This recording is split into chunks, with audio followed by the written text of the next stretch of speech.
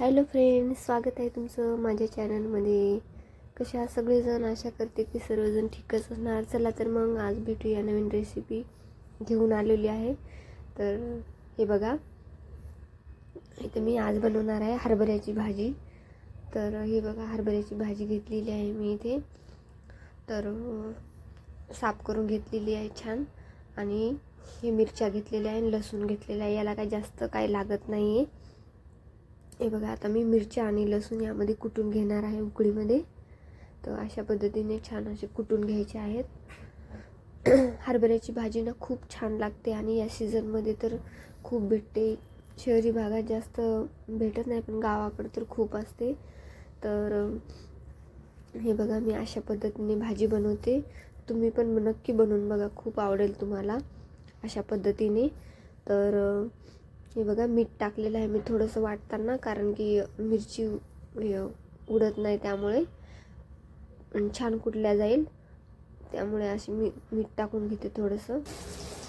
तर हे बघा, तर कढई ठेवलेली आहे मी, तेल टाकलेलं आहे यामध्ये. तेल टाकल्यानंतर तेल तुमच्या आवडीनुसार तुम्ही टाकू शकता, कमी जास्त. ही एकदम सिंपल पद्धतीने भाजी बनवतात. एकदम म्हणजे काहीच नाही, मिरची आणि लसूण टाकून अशी सिंपल भाजी बनवतात, खूप छान लागते. पण मी इथे मुगाची डाळ घालून बनवणार आहे. बघा, मी इथे कुटलेलं मिरची आणि लसूण यामध्ये टाकलेलं आहे.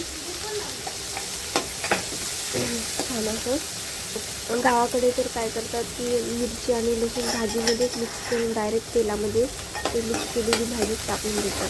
पण मी इथे थोडंसं फ्राय करून घेते लसूण आणि मिरचीला. गावाकडची टेस्ट तर खूपच वेगळी आणि खूपच छान लागते. खूप म्हणजे खूप चांगली लागते. हे बघा, भाजून घेतलेली आहे मी. त्यामध्ये आता मी भाजी घालणार आहे. हे बघा, अशा पद्धतीने भाजी घालायची आहे. भाजीला छान मिक्स करून घ्यायचं आहे.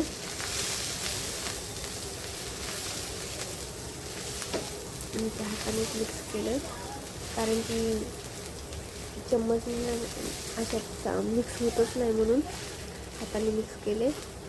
गरम लागेल, तुम्ही तुमच्या आवडीनुसार करू शकता चम्मचने, उलथण्याने. तर हे बघा, आणखीन मी छान असं मिक्स करून घेणार आहे.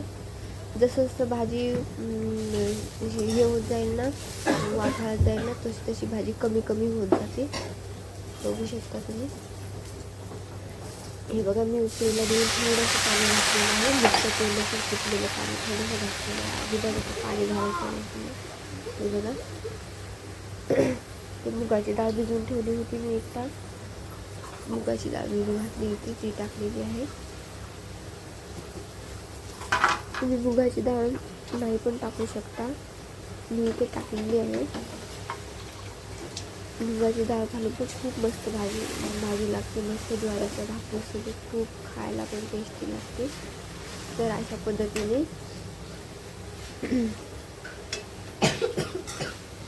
मिक्स करून घ्यायचं आहे छान. वरतून आणखी मीठ घालायचं आहे.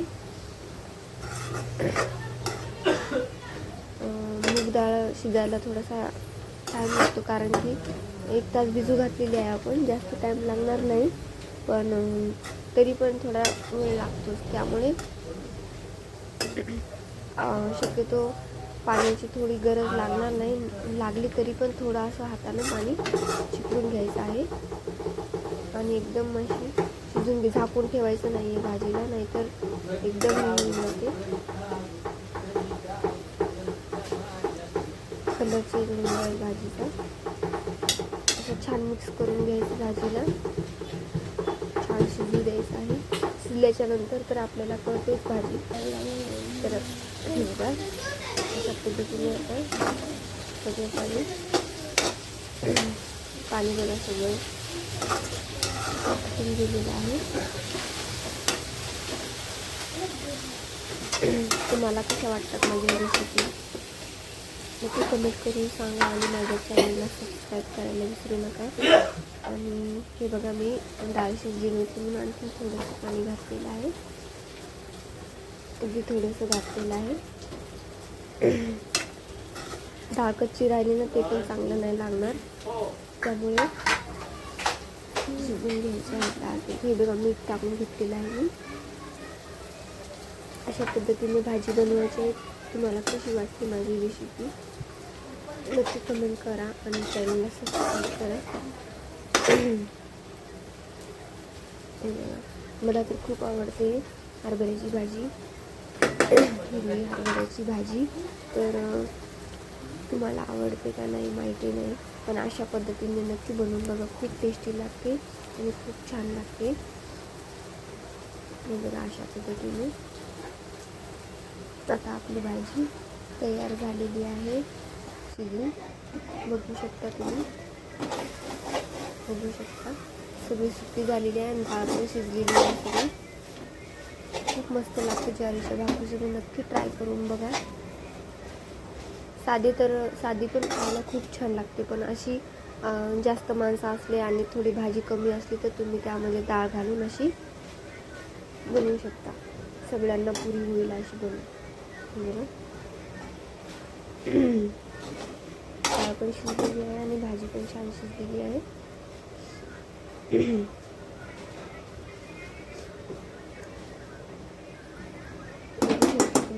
किती मस्त अशी भाजी आपली शिजून तयार झालेली आहे.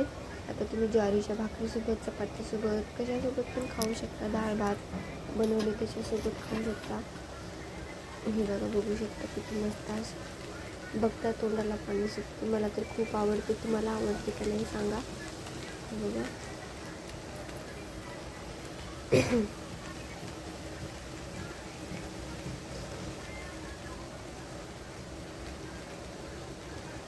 ज्वारीच्या भाकरीसोबतच खूप मस्त लागते. बघा आपली भाजी आता तयार झालेली आहे. बघू शकता किती मस्त दिसते बघा डाळ आणि भाजी. तुम्ही पण नक्की ट्राय करा आणि बनवा. नक्की बनवून बघा एकदा कशी लागते ती. तुम्हाला जर माहीत नसेल तर यामध्ये हळदी बिळदी मसाले काहीही घातलेलं नाही. खाली मिरची आणि लसूण आणि मीठ घातलेलं आहे. अशा भाज्यामध्ये आम्ही काहीच घालत नाही हिरव्या भाज्यामध्ये. तर चला बाय बाय.